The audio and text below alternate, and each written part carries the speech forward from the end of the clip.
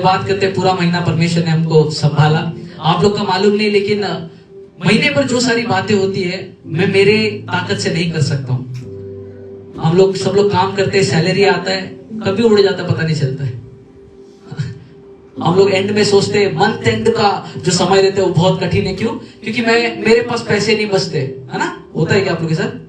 अरे हाँ, नहीं, काम पे नहीं जाते क्या? पगार आ रहा ना? हाँ, तो जब पैसा नहीं बचता तो मैं क्या बोलता हूँ, प्रभु सब खत्म हो गया, अब महीना कैसा बचेगा, आखिरी में जो काम बचा है वो कैसे करूंगा, मैं चिंता में आ जाता हूँ। लेकिन परमेश्वर का धन्यवाद हो, फिर भी हमको मंथ एंड तक वो लेकर आया है। इसका मतलब वो सारा चिंताओं से मुक्ति दिला के प्रभु ने महीना खत्म करने के लिए हमको अनुग्रह दिया है। तो ये आपके मेरे से नहीं हुआ, ये परमेश्वर से हुआ है। मैं तो परमेश्वर को जोरदार तालियां बजाए। अरे आप लोग कंजूसी तालियां तुम लोग का। मैं प्रार्थना करता हूँ यीशु के नाम में थोड़े जो क्या बोलते हैं उत्साही लोग कलीसिया में आए हैं। वचन के टाइम पे उत्साही लोग कलीसिया में उत्साह के साथ वचन को रिसीव करें। मैं चाहता हूँ ऐसे लोग को प्रभु भेजे। आप लोग ऐसा नहीं है तो किधर जाएगा मालूम नहीं। ऐसा लोग को भेज प्रभु जो वचन को रिसीव कर सके यीशु के नाम में। आमेन। आप ऐसे हैं?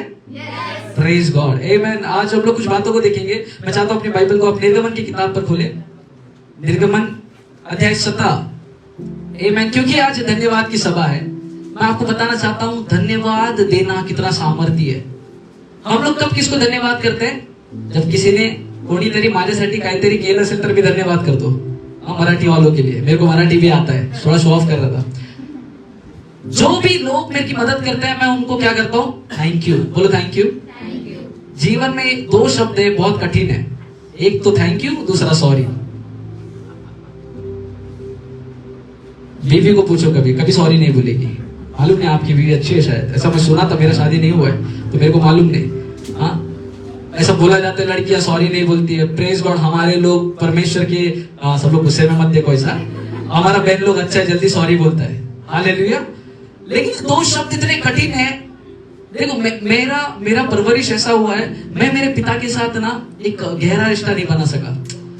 मेरे पिता बचपन में वो एकदम स्ट्रिक्ट थे, क्योंकि 6-7 बच्चों को संभालना था, वो काफी स्ट्रिक्ट थे। तो इसके लिए वो प्रेम से ज्यादा डांटते थे ताकि हम लोग गलत रास्ते पर ना चले जाए। हालेलुया। धन्यवाद हो ऐसे पिताओं के लिए जो बच्चों को डांटते भी है ना, उसके कारण बच्चे सेवक के तौर पर खड़े होते हैं। हालेलुया। आमीन। आप भी ऐसे करेंगे यीशु के नाम। अपने बच्चों को सही शिक्षा दो। बाइबल कहती है अपने बच्चों को सही शिक्षा दो ताकि वो परमेश्वर के मार्ग से बाहर ना जाए। कितने सारे ऐसे लोग हैं जिनको बचपन में लाड इतना प्यार किया है इसलिए बिगड़ गए और अभी आज चर्च में नहीं आता। क्यों? क्योंकि बचपन में माँ बाप ने जो करना चाहिए था वो काम किया नहीं है। जान दो बच्चों को, जान दो, इधर जान दो। बचपन में जो माँ बाप को करना चाहिए था वो उन्होंने किया नहीं, इसलिए अभी बच्चे वो कर रहे हैं जो उनको नहीं करना चाहिए। हाँ, इसके लिए माता पिता का बहुत जरूरी काम है, अपने बच्चों को सही शिक्षा दो। मेरे पिता के साथ मेरा रिश्ता ऐसा था, मेरा पिता मेरे को कुछ भी लाता था तो किसी ने हमको बताया नहीं कि थैंक यू भी बोलना होता है। मैंने बाप को भी थैंक यू बोला ही नहीं, मेरे को किसी ने सिखाया ही नहीं, क्योंकि हमारी परवरिश ऐसी हुई। हमको मालूम है ये आदमी है जो पैसा लेकर आता है और ये आदमी है, ये औरत है जो घर पे खाना बनाती है।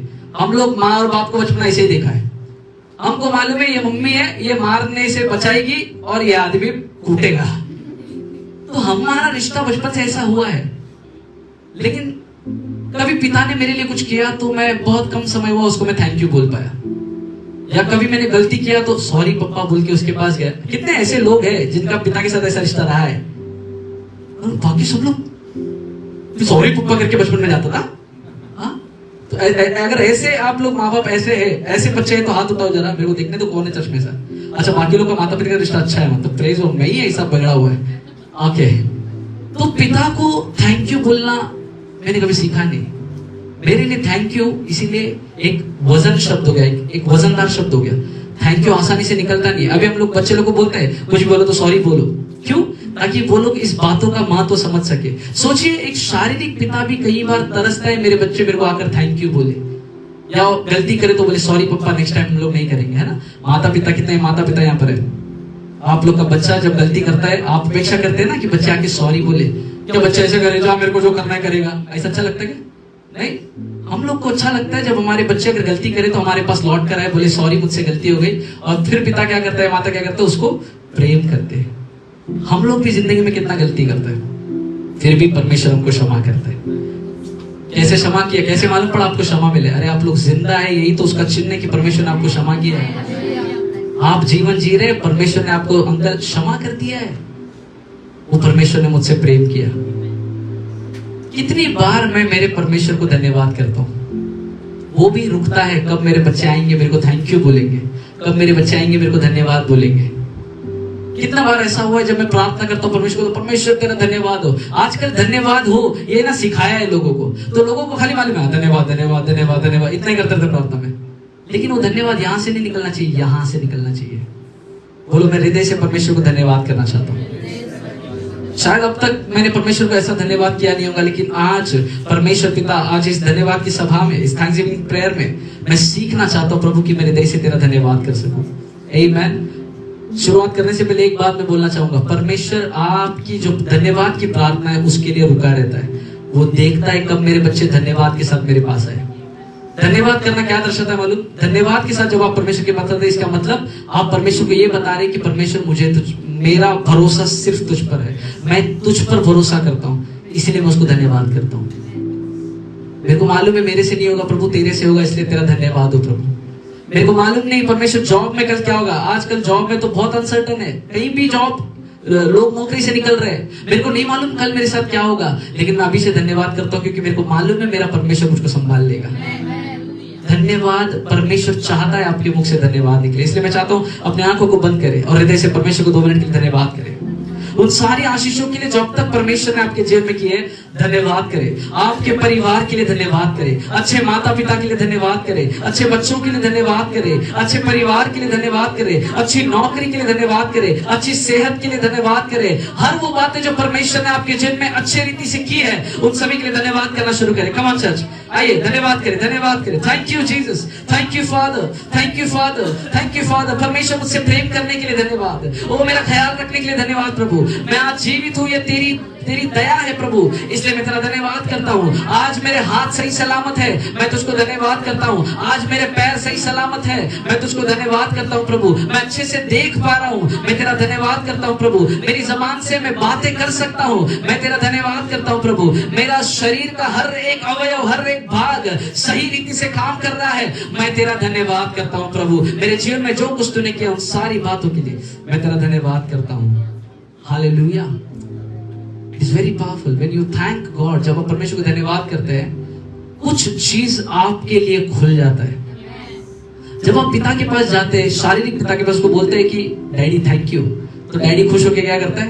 कभी कभी गिफ्ट दे देता है, वो जो मैंने अपेक्षा भी नहीं किया था, क्योंकि पिता ने सुन लिया कि ये बच्चा आ रहा है, धन्यवाद के साथ आ रहा है, थैंक यू बोल रहा है, तो पिता के हृदय भर के आता है। जब आप धन्यवाद करते हो, स्वर्गीय पिता का हृदय भर के आता है, इसलिए वो तरसता है मेरे बच्चे कब धन्यवाद के साथ आए। हालेलुया।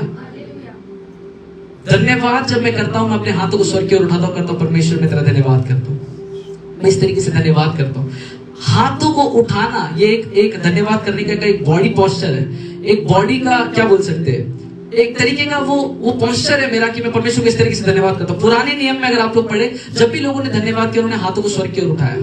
अभी जब आराधना होता है और लोगों को कहा जाता है कि हाथों को उठाओ, तो लोग का हाथ ऐसा उठता है, मालूम नहीं इधर क्या चिपका है, इतना ही उठता है। बोलो इधर से वर्शिपर बोलता है आइए अपने हाथों को उठाए, एक हाथ उठाता है, ये हाथ पता नहीं क्या हो रहा है।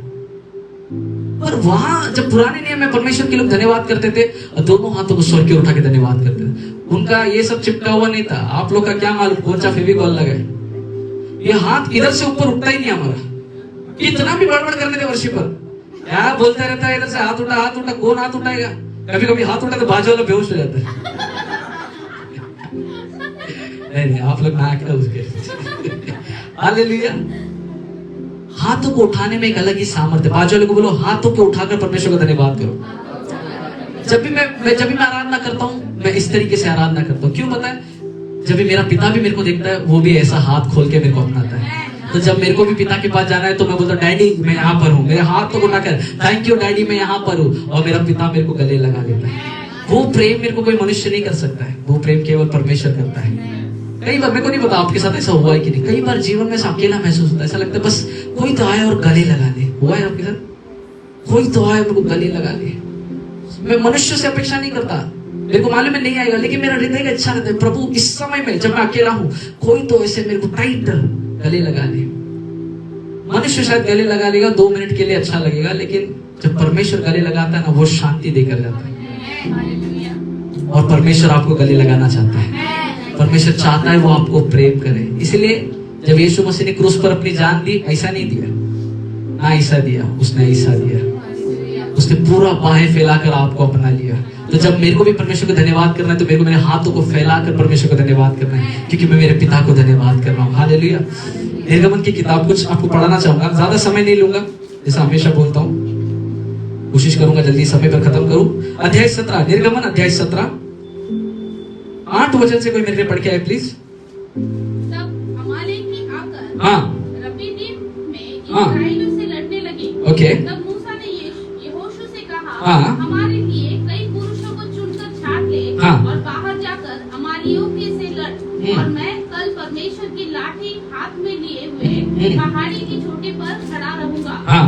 मूसा की इस आज्ञा के अनुसार यहोशू अमालेकियों से लड़ने लगा, और मूसा, हारून और हूर पहाड़ी की चोटी पर चढ़ गए। तब जब तक मूसा अपना हाथ उठाए रहता ओके, ध्यान से सुनिए। जब तक मूसा अपना हाथ उठाए रहता था तब तक हाँ तो इस्राएल प्रबल होता था। तब तक तो इस्राएल प्रबल होता था, माने जीतता था। परंतु जब जब वह उसे नीचे करता, परंतु जब जब उसका हाथ नीचे करता तब तब अमालेक प्रबल होता। तब दुश्मन जीतता। मूसा ने कहा, वो वचन कहता है जब जब मूसा के हाथ ऊपर थे वो जीतता था। इसका मतलब आपके उठे हुए हाथ आपका विजय का चिन्ह है। आप जब हाथों को उठाकर परमेश्वर का धन्यवाद करते हो वो आपका विजय का चिन्ह है। आप हाथों को क्यों उठा रहे? क्योंकि मैं जानता हूं मेरा परमेश्वर मेरे को विजय देने वाला है। हाथों को उठाना विजय का चिन्ह है। तो जो लोग ऐसा हाथ उठाते हैं, आप लोग का विजय कितना है मेरे को मालूम नहीं। मेरे को पूरा विजय चाहिए। तो मेरे हाथ स्वर्ग की ओर उठे हुए होते हैं। अगर हाथों में दर्द है तो उठाओ, पूरा दर्द चला जाएगा। हालेलुया। क्यों मैं बोल रहा हूं? क्योंकि ये मूसा को समझ आ गया था। मूसा ने कहा मेरे हाथ उठे रहेंगे। अगर आप वचन को पढ़े तो सूर्यास्त तक, मतलब शाम होने तक ये बंदा हाथों को ऊपर ही करके रखा था। आप लोग 5 मिनट के लिए आराधना में हाथ ऊपर करके देखो तो सही। फिर हाथ ऐसा रहता है, धन्यवाद प्रभु, धन्यवाद प्रभु, धन्यवाद प्रभु, धन्यवाद प्रभु, फिर ऐसा हो जाता है।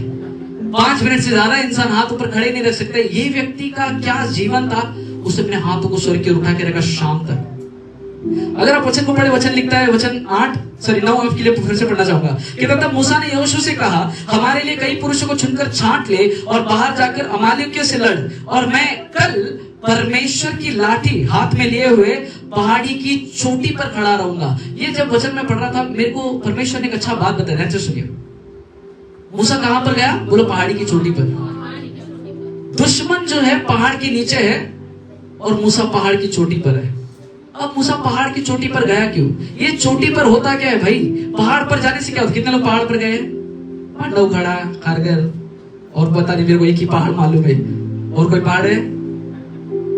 अरे कोई पहाड़ और घूमते कि नहीं रे तुम लोग? नहीं घूमते, गरीब लोग। इगतपुरी, हाँ वेरी गुड है। इगतपुरी का कोई तो गया है भाई, कहीं तो हमारे चर्च वाला। तो सब लोग पांडवगढ़ा घूम रहे हमारे लोग, और मनाली के पहाड़ गए हैं। हालेलुया। सुंदरता कहाँ है? नीचे नहीं, पहाड़ के ऊपर। और मूसा ने बोला मैं पहाड़ की चोटी पर जाऊंगा। जब पहाड़ की चोटी पर हम खड़े होते हैं ना, नीचे सब छोटा छोटा दिखाई देता है ना। हम लोग मनाली गया था, और जब मनाली में अक्सर बर्फ मिलता है, हमको घास मिला है। हम लोग मई महीने में मनाली गए थे, सारा बर्फ पिघल गया था। हालेलुया। ओके। जब पहाड़ के ऊपर हम लोग चढ़ते हैं, पहाड़ के ऊपर हम लोग आते हैं, हम लोग को सब कुछ छोटा छोटा नजर आता है। अभी मूसा क्या किया? उसको मालूम था दुश्मन लड़ने के लिए, वो पहाड़ की चोटी पर गया। ध्यान से सुनिए। चोटी पर जब आप जाते हो, नीचे क्या चल रहा है आपको सब दिखाई देता है। चोटी एक ऐसा जगह है जहां से आप देख सकते हो कौन कहां से आ रहा है, कौन कहां पर जा रहा है। मूसा कहां था? पहाड़ के नीचे नहीं था, मूसा पहाड़ की चोटी पर था। इसका मतलब जब आपको किसी से जीतना है, जब आप किसी युद्ध में हो, आपको पहाड़ की चोटी पर जाना पड़ेगा, क्योंकि चोटी पर से आपको पता चलता है दुश्मन कहां से आने वाला है। तो ये जब मेरे को पता है कि दुश्मन कहां से आने वाला है, क्योंकि मूसा पहाड़ की चोटी पर है, उसको पता चल रहा है अमालेकी कहां से आ रहे। ना समझ आ रहा है? डोक्याच्या वरतून जाते। प्रेज गॉड, आमेन। ये मूसा पहाड़ की चोटी पर है और उसको दिख रहा है दुश्मन कहां से आ रहे, कहां को जा रहे। तो मतलब मेरे को अगर दुश्मन की चाल मालूम पड़नी है सिस्टर, तो मेरे को पहाड़ की चोटी पे जाना पड़ेगा।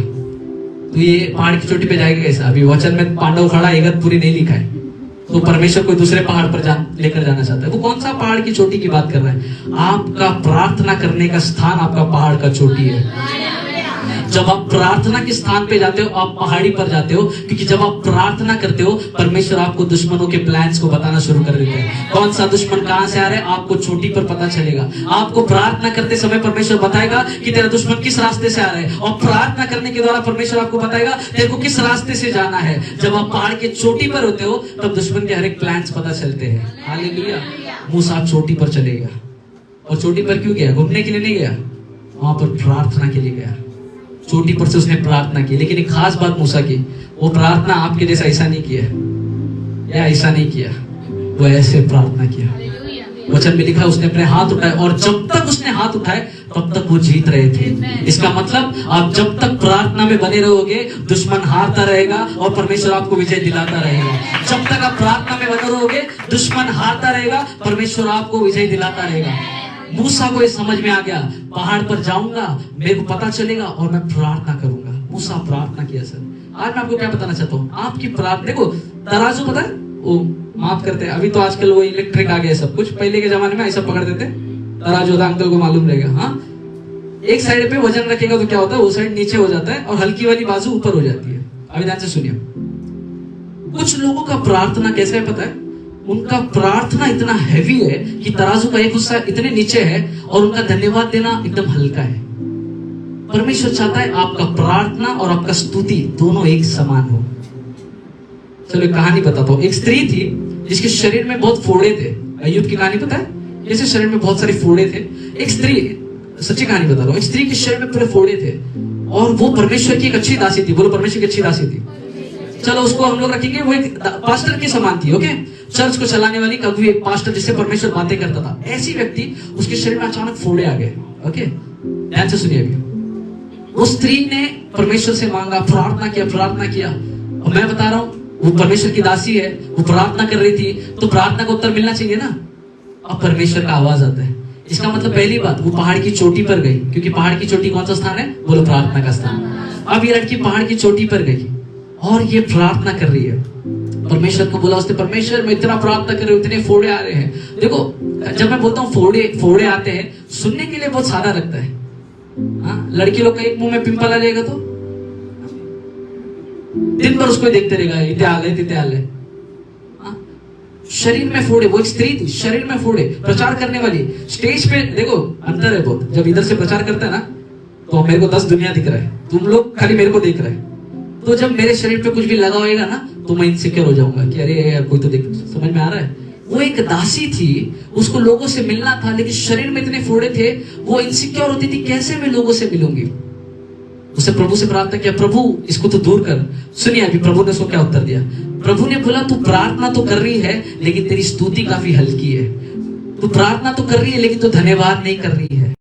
तो ये लड़की क्या करती थी? प्रार्थना करती, परमेश्वर तू मुझको इससे छुटकारा दे, ये फोड़े मेरे शरीर से दूर कर। और फिर बाहर आती थी और परमेश्वर को धन्यवाद कर, धन्यवाद प्रभु तूने मेरी प्रार्थना सुन ली, धन्यवाद जो मैंने प्रार्थना की तो सुन ली। और परमेश्वर को हाथों उठाकर धन्यवाद करती थी। और जब ऐसा करने लगी, 3 दिन में उसके सारे फोड़े गायब हो गए। अरे आप लोगों को नहीं समझ। एक स्त्री से पूछो, जिसको तकलीफ है उससे पूछो, उसके लिए वो 3 दिन क्या चमत्कार का दिन था। अब तक प्रार्थना करिए, प्रार्थना को उत्तर नहीं मिल रहा। कई सारे लोग प्रार्थना कर रहे लेकिन उत्तर नहीं मिल रहा। क्यों पता है? आपका प्रार्थना तो बहुत वजनदार है, लेकिन आपका धन्यवाद देना काफी हल्का है। हम लोग प्रार्थना बहुत करते हैं, परमेश्वर बोलता है प्रार्थना कितना किया, अभी धन्यवाद कर। प्रार्थना करना मतलब क्या है? मैं परमेश्वर को बोल रहा हूं मेरे को क्या जरूरत है, लेकिन धन्यवाद का मतलब क्या है? मैं जानता हूं मेरा परमेश्वर मेरे को देने वाला है। फिर एक बार बोलता हूं, सुनिए ध्यान से। प्रार्थना करने का मतलब मैं परमेश्वर को बोल रहा हूं, परमेश्वर मेरे को ये चाहिए, वो चाहिए, नौकरी, छोकरी, टोकरी सब चाहिए।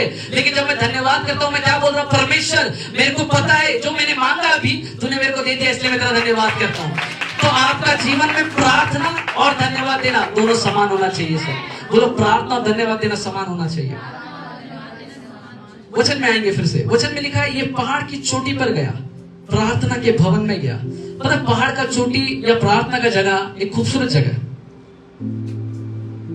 ईगल के बारे में सुना है? ईगल देखा है? चील देखा है? हाथ उठाओ, थोड़ा हिलो, थोड़ा सा हाँ, शरीर में थोड़ा एनर्जी लेके आओ। आज सब लोग सो के आए लगता है, दोपहर से जेवन नहीं डाले। हालेलुया। एक ईगल या उकाब या चील जब उड़ता है वो शिकार के लिए जमीन पर आता है। समझो उसने एक सांप को देखा, वो सांप को उठाएगा, सांप को ऊंचे पर लेकर जाएगा। वो कभी भी सांप को जमीन पे नहीं मारेगा। पता है क्यों? चलो नहीं मान तो पूछो क्यों? बता भाई क्यों? बोलो ऐसा, बताओ भाई क्यों? अरे बोलो ना जरा, बताओ क्यों? सुनिए अभी, चील जब सांप को उठाएगा, सांप का ताकत सिर्फ जमीन तक सीमित है। सांप का ताकत सिर्फ जमीन तक सीमित है। अगर सांप को ऊंचे हवा पर लेकर जाएगा, उसका ताकत जीरो हो जाता है। इसके लिए परमेश्वर बोलता है जमीन पे नहीं, पहाड़ की चोटी पर जा, क्योंकि ऊंचाई में तू ताकतवर होता है और तेरे दुश्मनों का ताकत जीरो हो जाता है। जब तू प्रार्थना करने के लिए जाता है, तेरा ताकत 100 हो जाता है, लेकिन दुश्मन का ताकत 0 हो जाता है। इसीलिए शैतान हर जगह पर जा सकता है, लेकिन एक जगह पर नहीं जाता। पता है कौन सा? आपका प्रार्थना का कमरा, क्योंकि उधर पे आप पावरफुल है, शैतान नहीं। आप प्रार्थना के कमरे के बाहर आ जाओ, शायद शैतान के पास ताकत होगी, लेकिन जब आप प्रार्थना के कमरे पे, जब आप चोटी पर हो, तब आप सामर्थी हो। वो सांप को जब वो उठाता है चील, वो हवे में उसको लेकर जाते तब तक जब तक वो मर ना जाए, क्योंकि उसको मालूम है सांप का ताकत यहीं पर है, लेकिन वहां पर मैं ताकतवर हूँ। आपको पता चलना चाहिए आपका ताकत कहाँ है। आपका ताकत पहाड़ की चोटी पर है। इसका मतलब आपके प्रार्थना के कमरे में आप ताकतवर होते हैं। और अक्सर लोग उधर ही नहीं आते। अरे अब मेरे को मालूम है कि ताकत किधर है, लेकिन लोग उधर ही नहीं जाते। मतलब लोग चर्च में नहीं आएंगे। आज बहुत सारी कुर्सियां खाली है, क्यों? पता नहीं किधर है। लाइट प्रेयर था, लोग नहीं थे, क्यों? पता नहीं किधर है। लोगों को मालूम नहीं ताकत का जगह कौन सा है। बीमार रहेगा तो किधर जाएगा? पुलिस चौकी जाओ ना, क्यों? वो भी अच्छा जगह है, उधर भी लोग हैं, उधर भी वर्दी वाला, गवर्नमेंट वाला, लेकिन तुमको मालूम है तुम्हारा काम किधर बनेगा। तो तुम बीमार रहेगा तो अस्पताल जाएगा ना। वैसे ही जब तुमको ताकत चाहिए, तुमको मालूम पड़ना चाहिए मेरे को प्रार्थना के कमरे में जाना है, कहीं और नहीं, क्योंकि मेरा ताकत प्रार्थना के कमरे में है। मूसा चाहते हो, ताकत आपके हिस्से में होती है। शैतान हारता है जब जब आपने अपने हाथों को उठाकर प्रभु को कहा प्रभु तेरा धन्यवाद हो, हर बार शैतान हार गया। जब जब आपने बोला प्रभु तेरा धन्यवाद हो, बीमारी हार गई। जब जब आपने बोला प्रभु तेरा धन्यवाद हो, आपका कर्जा हार गया। जब जब आपने बोला प्रभु तेरा धन्यवाद हो, आपकी कमजोरी हार गई। जब जब आपने बोला प्रभु धन्यवाद हो, वो हर चीज जो आपको सता रही थी उसका ताकत शून्य हो जाता है और परमेश्वर आपको ताकतवर कर देता है। इसीलिए परमेश्वर को धन्यवाद करना मतलब मैं जीतना है। बोलो, परमेश्वर को धन्यवाद करना मेरी जीत का रहस्य है। परमेश्वर को धन्यवाद करना मेरी जीत का रहस्य है। मेरा विजय पहाड़ की चोटी पर है। हालेलुया। मैं चाहता हूं एक और वचन पढ़े। Thank you Lord. उत्पत्ति की किताब में आइए। उत्पत्ति की किताब अध्याय 22 वचन 14 पढ़िए। Oh thank you Lord. उत्पत्ति, Genesis, book of Genesis chapter 22 verse 14। उत्पत्ति 22 उसका 14। अब्राहम ने उस स्थान का नाम यहोवा हीरे रखा। इसके अनुसार आज तक भी कहा जाता है कि यहोवा के पहाड़ पर उपाय किया जाएगा। उपाय कहाँ किया जाएगा? बोलो, यहोवा के पहाड़ पर। आपके जीवन में जो आपको जरूरत है वो कहाँ मिलेगा? यहोवा के पहाड़ पर। परमेश्वर ने मूसा को क्या बोला? कहाँ जा? यहोवा के पहाड़ पर, उस चोटी पर। जब वो चोटी पर गया तब विजय मिला। वचन में कहता है उपाय कहाँ मिलेगा? बोलो, यहोवा के पहाड़ पर। मेरा उपाय यहोवा के पहाड़ पर है। मेरा प्रोविजन यहोवा के पहाड़ पर है। मेरी जरूरतें कहाँ पूरी होंगी? यहोवा के पहाड़ पर। जब अब्राहम अपने बच्चे को लेकर गया, मेमना नहीं था सर, लेकिन ऊपर गया, मेमना अपने आप आ गया, क्योंकि उपाय कहाँ था? यहोवा के पहाड़ पर था। आपको जो जरूरत है आज आपको दिख नहीं रहा है। आप शायद चल रहे हैं, आपको दिख नहीं रहा। मैं बताना चाहता हूँ, आप चलते रहो, पहाड़ पर चलते रहो। जब आप उस कमरे में जाओगे, प्रार्थना करोगे, उपाय अपने आप आ जाएगा। उपाय मैंने कहा अपने आप आ जाएगा। आप केवल अपने कमरे में प्रवेश करो, आपका उपाय परमेश्वर आप दे देगा। आपको यहाँ वहां भागने की जरूरत नहीं है। बोलो, अब से मैं परमेश्वर को कमरे में मिलूंगा। वचन कहता मत्ती 6 अध्याय में, जब तू प्रार्थना करे तो कोठरी में जा, बाहर मत घूम, क्योंकि शास्त्री फरीसी कपटियों की तरह प्रार्थना करते हैं। पता है कलीसिया में बहुत लोग आते हैं सर, लगा प्रार्थना करते रहते हैं। तेरा प्रार्थना मेरे को मत सुना, तेरा प्रार्थना परमेश्वर को सुना। मेरे को सुनने से क्या होएगा? कई सारे लोग दिखाने के लिए या सिंपैथी पाने के लिए कि मेरे को किसी का सांत्वना मिल जाएगा, जानबूझ के जोर से कुछ कुछ शब्दों का प्रार्थना करते हैं। आप लोग सुना है कि नहीं क्या मालूम, ऐसा लोग भी मैं मिला है। जानबूझ के प्रभु मेरे को वो टेंशन है प्रभु, ताकि बाजू वाला देखो तो पैसा दे दे। तेरा उपाय बाजू वाले से नहीं आएगा, तेरा उपाय यहोवा के पहाड़ पर आएगा। तेरा प्रोविजन परमेश्वर पहाड़ पर करेगा। इसका मतलब मेरे को उस कोठरी में जाना पड़ेगा। और मैंने बताया कोठरी कौन सा स्थान है, कल नाइट प्रेयर में हम लोग सीख रहे थे। कोठरी एक ऐसा स्थान है, मानो एक जेल के समान है, जहां पर ना आप बाहर जा सकते ना कोई अंदर आ सकते। इसका मतलब जब आप कमरे में जाते हो सिर्फ दूत और परमेश्वर आपके पास आते हैं, क्योंकि दूत और परमेश्वर को एक्सेस है, वो कहीं पर भी जा सकते हैं, लेकिन शैतान को भी एक्सेस नहीं है कोठरी में आने का। इसके लिए जब तू कोठरी में प्रार्थना करे, वचन कहता है परमेश्वर, जो तू गुप्त में प्रार्थना करे परमेश्वर देख रहा है। परमेश्वर कहां देखता है अंकल, कहां देखता है? वो कोठरी में देखता है। वो भीड़ में नहीं ढूंढ रहा है बाहर, वो कमरे में ढूंढ रहा है। आजकल लोग बाहर जाके दिखाते हैं मैं कितना धार्मिक है। परमेश्वर बोलता है मैं तेरे को बाहर नहीं देखना चाहता हूँ, मैं तेरे को कमरे में देखना चाहता हूँ। आपका जीवन दुनिया को दिखाने के लिए कितना धार्मिक है, उससे परमेश्वर को फर्क नहीं है। तू कितनी बार कमरे में जाके प्रार्थना करता है, उससे परमेश्वर को मतलब है। इसका मतलब मैं कलीसिया में आके ढिंढोरा कर सकता हूँ, हालेलुया प्रेज द लॉर्ड, सारे गीत गा सकता हूँ, एकदम सब कुछ अच्छा, हालेलुया प्रेज द लॉर्ड सभी को मिल सकता हूँ, लेकिन हो सकता है मैं कमरे में जाके प्रार्थना नहीं कर रहा हूं अब तक। ऐसे लोग कभी विजय को नहीं देखते। ऐसे लोग हमेशा जिंदगी में हारते हैं, क्योंकि वचन लिखा है जब तक मूसा के हाथ ऊपर थे वो विजयी था। मेरे डैडी प्रेज लॉर्ड, कभी कभी नहीं आते लोग तो उसके लिए भी धन्यवाद हो। मेरा डैडी का जीवन के बारे में बता दो। मेरा डैडी हमेशा प्रार्थना करता ना तो अल्लू आवाज में करता था, आज वाले को मालूम नहीं पड़े। मेरा डैडी बहुत मुश्किल से प्रभु में आए, मतलब बहुत देर के बाद प्रभु में आए। और मेरा डैडी जब भी प्रार्थना करता था ना हृदय में था, लेकिन ऊंचा आवाज में बोलने से शर्म आता था। ज्यादातर आदमियों को ऐसा होता है। अभी मैं कुछ लोगों को पूछूं प्रार्थना करने, इधर आके माइक दूंगा तो नहीं करेंगे, क्यों? लाज बांटते होता है कि नहीं? ब्रदर आप आएंगे प्रार्थना करने के लिए, दो माइक नहीं बोलेंगे, क्या शर्म आ रहा है को। हम लोग को आदत नहीं है, हृदय में वैसा नहीं हो सकता। मेरे डैडी का वैसा जीवन था, हल्लू प्रार्थना करता, लेकिन पता जब वो प्रार्थना करता दिल से प्रार्थना करता था। इसके लिए मेरा बाप जहां पर भी गया उसको उधर विजय मिला। वो कभी हारा नहीं अपने जीवन में, क्योंकि जब भी प्रार्थना किया 2 मिनट का प्रार्थना किया, लेकिन हृदय से किया। आप कितना प्रार्थना में बड़बड़ करते हैं, परमेश्वर को उससे मतलब नहीं। जब भी तू प्रार्थना करे खाली धन्यवाद करे, यीशु तेरा धन्यवाद हो, मैं विश्वास करता हूं तू करने वाला है। बस आपके 2 शब्द परमेश्वर आपका काम कर देगा। परमेश्वर ये नहीं देख रहा है कितना अच्छा प्रार्थना करते हैं। आजकल लोगों का नया चालू है, इतना समय से आता है प्रार्थना नहीं आता है, इतना शब्द बोलते हैं तू सुनता नहीं है।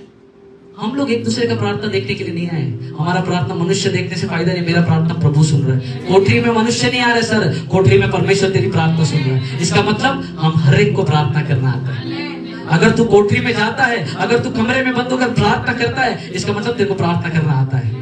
अब तेरा प्रार्थना में यहोवा यहोवा निसी, यहोवा राफा, यहोवा शालोम, ये सब बोलने का जरूरत नहीं। तेरे को शब्द नहीं आते रहेंगे बाइबल के, कोई दिक्कत नहीं, उसको खाली पिता बोल के पुकार ले। तो उसको बड़े अच्छा समझो, आपका बेटा, आप घर पे आते हैं और आपका बेटा आपको बोलता है श्रीमान आकाश बांधेकर जी आप आ गए हैं, मैं आपको धन्यवाद करता हूं। तो बाप को पागल है क्या डैडी? बोल सही है नहीं है? अभी उनका दिख गए तो उनका नाम लिया सर।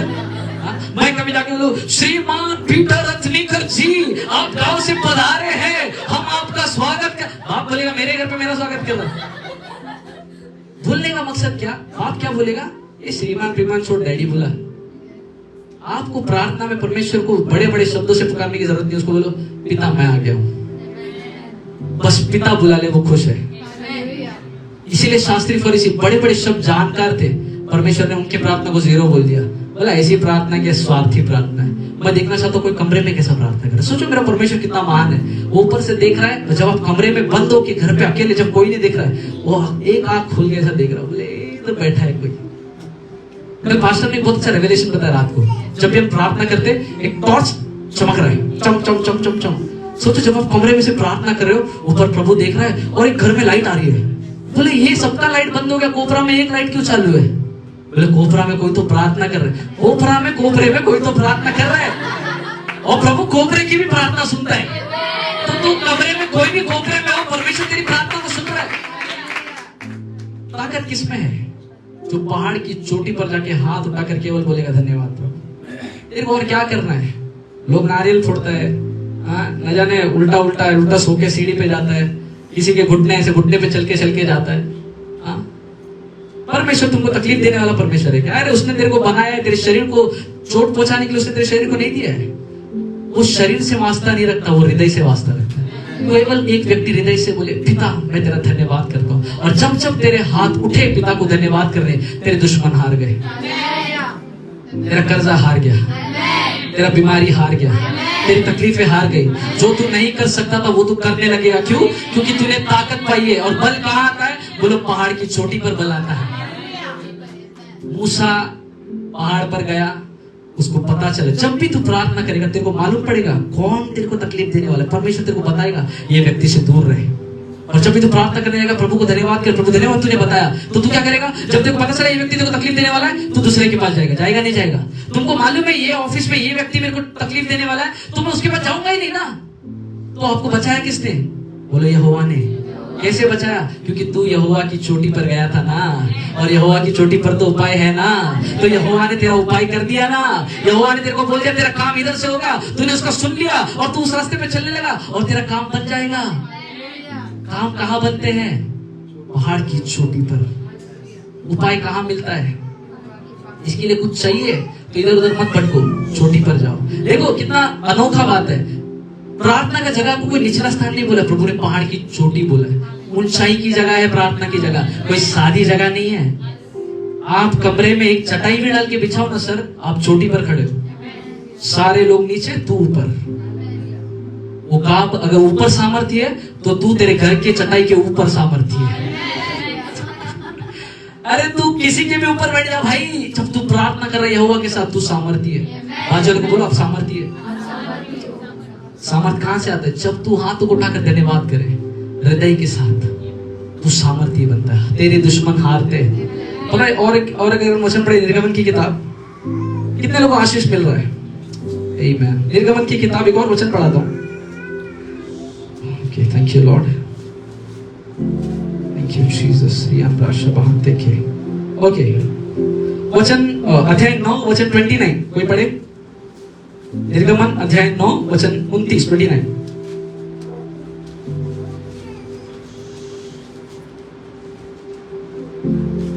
मूसा ने उससे कहा, नगर से निकलते ही मैं यहोवा की ओर हाथ फैलाऊंगा, तब बादल का गरजना बंद हो जाएगा और ओले फिर न गिरेंगे, इससे तू जान लेगा कि पृथ्वी यहोवा ही की है। परमेश्वर मूसा ने बोला मैं हाथों को खड़ा करूंगा, हाथों को उठाऊंगा और ओले गिरना बंद हो जाएंगे। जब जब आपने हाथों को उठाया, आपकी तकलीफें जो आपके बारिश के समान आपके ऊपर गिर रही थी वो गिरना बंद हो जाएगी। आपके उठे हुए हाथ आपको हर परेशानियों से बचाते हैं। ये ओले जो लोगों को मारने के लिए आ रहे थे, मूसा ने कहा अगर मैं हाथ उठा दूं ना ये ओले बंद हो जाएंगे। समझो, आप जब हाथ उठा के परमेश्वर के लिए धन्यवाद करते हो ना, आप इतने सामर्थ्य बन जाते हो। जो तकलीफें आपको चोट पहुंचाने के लिए आ रही है, आप उसको रोक सकते हो। आपके हुटे हुए हाथ उन सारे तकलीफों से आपको बचा सकता है। इसीलिए जब हाथ उठाते हैं, बंद करो ये जरा। इंसान के लिए हाथ नहीं उठा रहे, यहोवा के लिए उठा रहे। वो पवित्र परमेश्वर है, उसने तेरे को बनाया है। अगर उसके पास आना है तो पूरे हृदय से आ, धोख मत कर। तेरा शरीर का कमजोरी तेरे को यहोवा के पास आने के लिए नहीं रुकना चाहिए। मेरा पैर में दर्द है ब्रदर, इसके लिए मैं बैठ के आराधना किया। घर पे आराधना कर। मेरे को तकलीफ हो रहा करके मैं आज आना आंख नहीं बंद किया था। मत बंद कर, ऐसे ही बैठ। ऐसे लोग कभी विजय को नहीं देखते। देखो मूसा को तकलीफ हुआ नहीं रहेगा क्या? हाथ कब तक उठाए बेचारा? दुखा रहेगा ना। क्या पता क्या हो गया? जब हाथ दुख रहा था, उसके लोगों ने देखा कि मूसा के हाथ नीचे हो रहे, हम लोग हार रहे, तो कौन आया पता है? हारून वहां पर आया। तो कौन आया पता है? हूर वहां पर आया। और उन्होंने क्या किया मालूम क्या? उसने देखा हमारा पिता, हमारा आत्मिक पिता हमको लेकर चलने वाला प्रार्थना में कमजोर हो रहा है। इन्होंने क्या किया पता है? उसके हाथों को उठाने के लिए उसको मदद किया। वो कौन से लोग थे? जो परमेश्वर के लोग थे, वो हमेशा लोगों को मदद करते हैं। कलीसिया में हम क्यों आके इधर पे, घर पे भी आराधना कर सकते हैं ना, इधर क्यों आके आराधना कर रहे हैं? समझ में नहीं आ रहा है? हालेलुया, बोलो प्रेज द लॉर्ड। मैं घर पे भी तो आराधना कर सकते हैं, परमेश्वर हर जगह पे। लेकिन जब तू कलीसिया में आके प्रार्थना करता है, हो सकता है कि तू थोड़ा कमजोर है, कलीसिया तेरे को मदद करती है प्रार्थना करने के लिए। तेरा हाथ जो नीचे हो रहा है, तू जिंदगी में जब हार रहा है, कोई तो व्यक्ति तेरे लिए प्रार्थना करके तेरे हाथों को ऊपर उठाता है। क्योंकि जय कब है? जब हाथ ऊपर उठे तब जय है ना। तो जब तेरे हाथ नीचे हो रहे हैं, तो कलीसिया में आके प्रार्थना कर रहा है, पास्टर तेरे लिए प्रार्थना करे, लोग तेरे लिए प्रार्थना करे, तेरे हाथ जो नीचे नीचे नीचे जा रहे हैं, कलीसिया तेरे को उठाने के लिए मदद कर रही है। हालेलुया। इसीलिए कलीसिया में आओ, क्योंकि तुम्हारी जीत यहाँ पर है। क्योंकि जब तेरे हाथ नीचे होते हैं तो कोई तेरे को चाहिए। हर मूसा को एक हारून चाहिए। हर मूसा को एक हूर चाहिए। उस समय अगर मूसा के हाथ नीचे होते वो लोग हार जाते, मर जाते। लेकिन कुछ लोगों ने देखा कि इसके हाथ अगर नीचे हुए तो पंगा है भाई। सोचो जब जब मैंने धन्यवाद नहीं किया प्रभु को, कितने युद्ध में हार गया। मेरे को विजय के लिए दिया था प्रभु ने, कितने युद्ध में हार गया। क्यों पता है? क्योंकि मैंने धन्यवाद नहीं किया। धन्यवाद देना आपका विजय का चिन्ह है। वचन में लिखा है मूसा ने परमेश्वर का नाम उस जगह पर क्या रखा पता है? उसने बोला यहोवा निसी। बोलो यहोवा निसी, यहोवा निसी। बाजू लोगों बोलो यहोवा निसी।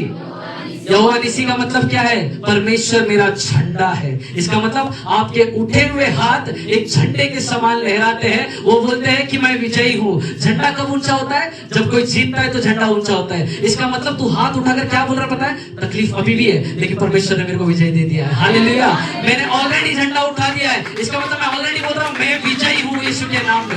मैं ऑलरेडी विजयी हूँ। आपके उठे हुए हाथ आपका विजय है। अपने हाथों को स्वर की ओर उठाए, अपने हाथों को स्वर की ओर उठाए, दोनों हाथ स्वर की ओर उठाए। ये आपके विजय का चिन्ह है।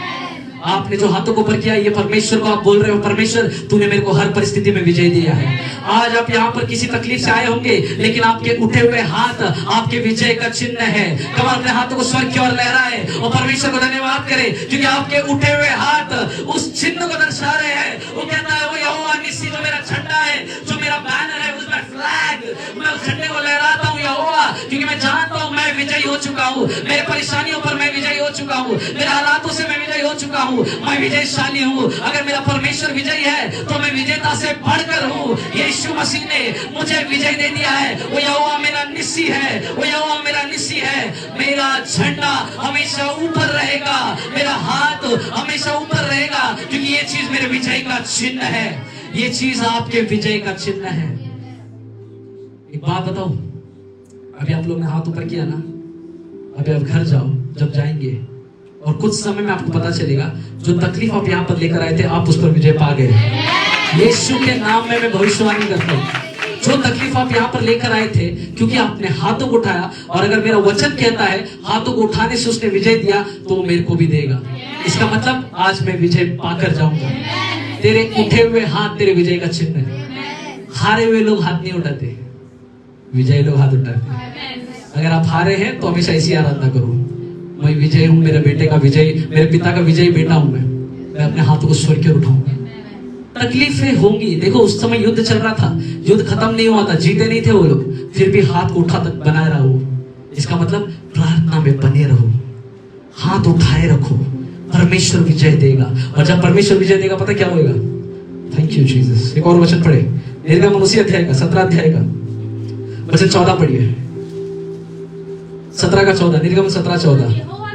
सब लोग ध्यान से सुने, हम लोग वचन को समाप्ति पर है। हाँ, तब यहोवा ने मूसा से कहा, स्मरणार्थ इस बात को पुस्तक में लिख। स्मरणार्थ मतलब एक मेमोरी के जैसा, मतलब इसको तू भूल ना जाए, इसके लिए तो इसको लिख ले और यहोशू को सुना दे कि मैं आकाश के नीचे से अमालेक का स्मरण भी पूरी रीति से मिटा डालूंगा। हालेलुया। परमेश्वर बोलता है तू तो ऊपर था जब तेरे हाथ उठे हुए थे। परमेश्वर बोलता है अब तू क्या कर पता है? तू किताब में लिख ले। क्या लिख ले? कि मैं तेरे को विजय देने वाला हूँ। तू लिख के ले ले। परमेश्वर अश्योरेंस दे रहा है, लिख के ले ले, मैं तेरे को विजय देने वाला हूँ। तेरा विजय मैं हूँ, तू लिख कर ले ले। बोलते स्मरणार्थ। कई बार मैं भूल गया जब जब परमेश्वर ने मेरे को विजय दिया। कितने लोग ऐसा विश्वास करते परमेश्वर ने आपको बहुत जगहों पर बचाया। किसी ने बोला कल रात को, सिस्टर बोल रहे थे कल रात को गए, अचानक कुछ लोग आ गए। क्या किया पता है? परमेश्वर ने तुमको बचाया। तो मेरे को क्या करना है? परमेश्वर को धन्यवाद करना है। कई बार मेरे पास ऐसी ऐसी परिस्थिति में अटका जहां पर मेरे को लगा अब इससे मैं बाहर नहीं आऊंगा। कभी हुआ है आपके साथ? बस प्रभु ये वाला समस्या टल जाए, जिंदगी सुंदर है आगे, ऐसा हुआ है? खाली ये प्रॉब्लम प्रभु हट जाए, मेरा बाकी सब कुछ अच्छा है। परमेश्वर ने आपको उसमें से बाहर निकाल के यहाँ पर बिठाया। लेकिन हम लोग कई बार भूल जाते हैं। इसलिए परमेश्वर ने क्या बोला? इसको लिख ले। तू क्या, तेरा पीढ़ी को भी भूलने नहीं दूंगा जो मैं तेरे साथ कर रहा हूँ। परमेश्वर आपको क्या बोल रहा है? आज तू लिख ले। तेरा विजय ऐसा होगा कि तू देखेगा, तेरे बच्चे देखेंगे, तेरी पीढ़ियां देखेगी और बोलेगी मेरे बाप का, मेरी माँ का, मेरी बहन का परमेश्वर वो जीवित परमेश्वर है, वो विजय देने वाला परमेश्वर है। इसलिए बोलता है लिख ले। पता है जो लोग थोड़े संकी होते हैं मेरे जैसे, वो लोग अलग तरीके से जीवन जीते।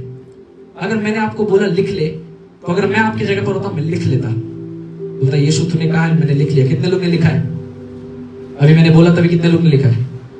देखा सर, यही तो प्रॉब्लम है सर। वचन बोलता है अगर लिख ले तो मैं विश्वास में लिखता हूं यीशु मेरे को आज विजय देने वाला है।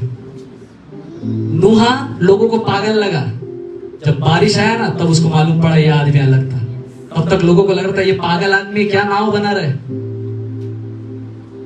पतरस जब बोला जाने का है लोगों को बेवकूफ लगा, लेकिन जब वो विश्वास में गया पानी पर चलने लगा तब उसको मालूम पड़ा, बाकी चेलों को मालूम पड़ा शायद मैं भी करता तो मेरे को भी अनुभव मिलता। सब लोग पानी पर नहीं चले, पता है कितने लोग पानी पर चले?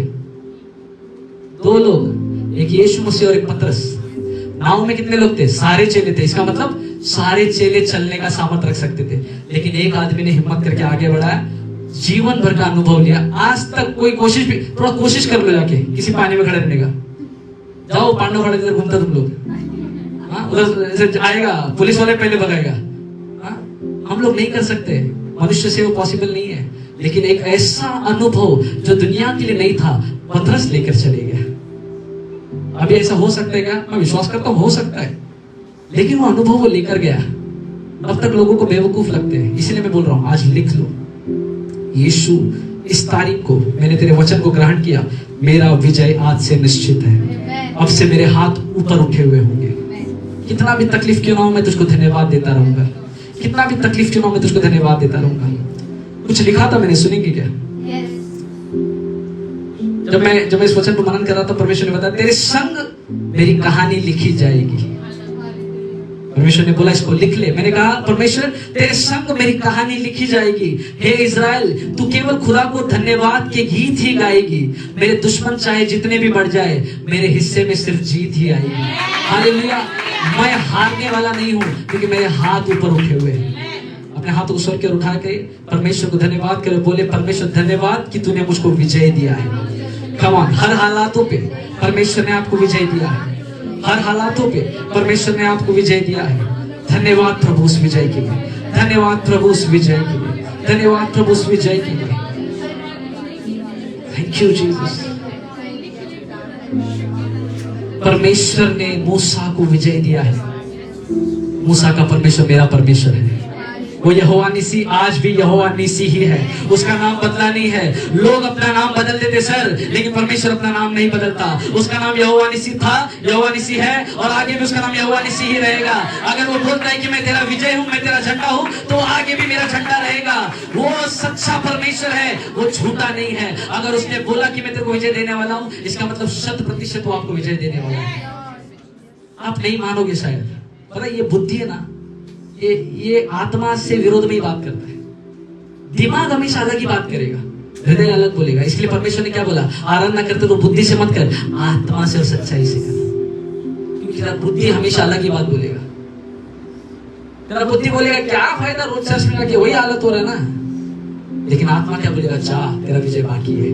तेरा बुद्धि बोलेगा क्या पास्टर ने प्रार्थना के लिए, बीमारी तो वैसा ही है ना, लेकिन तेरा आत्मा बोलेगा परमेश्वर बना रहे, तेरा चंगाई निकट है। इसलिए वचन में बोलता है जो आत्मा के चलाए चलते हैं वो ही मेरे पुत्र हैं। ये बुद्धि से चलने वाले लोग को परमेश्वर टेंगा देता है, और ये आत्मा से चलने वाले को हर चीज परमेश्वर महंगा देता है। हर बेहतर चीज मेरे पास होगी क्योंकि मैं बुद्धि से नहीं चलता हूँ, मैं आत्मा से चलता हूँ। इसलिए वचन में लिखा है I walk by faith not by site. मैं रूप को देखकर नहीं चलता सर, मैं विश्वास में चलता हूँ। इसलिए मेरे को परमेश्वर ने नाम दिया, मैं विश्वासी हूँ। बोलो मैं विश्वासी हूँ।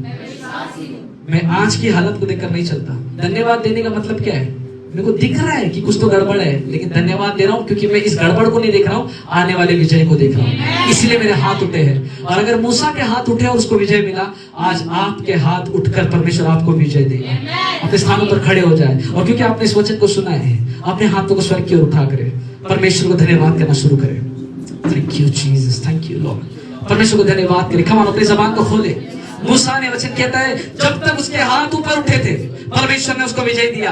आज मेरे विजय का दिन है, आज मेरे विजय का दिन है। कोई तो अपने विजय को आज यहाँ से लेकर जाने वाला है। मैंने कहा कोई तो अपने विजय को यहाँ से लेकर जाने वाला है। हो सकता है बहुत चीजों में हारे होंगे, लेकिन अब हार निकल रही है। परमेश्वर का विजय तेरे अंदर आ रहा है, परमेश्वर का विजय तेरे अंदर आ रहा है। तेरी हार का टाइम खत्म हो गया है। अब परमेश्वर तेरे को विजेता की जगह पर लेकर जा रहा है। अब तेरा नंबर 1 होने वाला है। अब तेरे हाथ में वो ट्रॉफी आने वाली है। तू अब झंडा लेकर आगे चलेगा, क्योंकि तेरा बाप यहोवा निसी है, क्योंकि तेरा बाप यहोवा निसी है।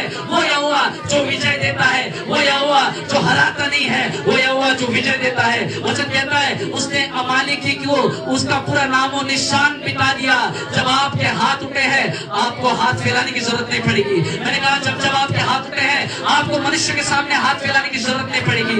यहोवा के सामने जब आप हाथ फैलाते हो, यहोवा के सामने जब आपने हाथों को ऊपर उठाया है, आपको किसी मनुष्य के सामने हाथों को गिड़गिड़ाने की जरूरत नहीं है। आपके हाथ मनुष्यों को गिड़गिड़ाने के लिए, आपके हाथ मनुष्य को फैलाने के लिए नहीं है। आपके हाथ यहोवा को उठाकर धन्यवाद करने के लिए। तो धन्यवाद प्रभु, धन्यवाद प्रभु, धन्यवाद प्रभु। मेरे हाथ यहोवा को उठाकर धन्यवाद करने के लिए है। मैं अपने हाथ को उठाकर यहोवा का धन्यवाद करूंगा, क्योंकि मैं जानता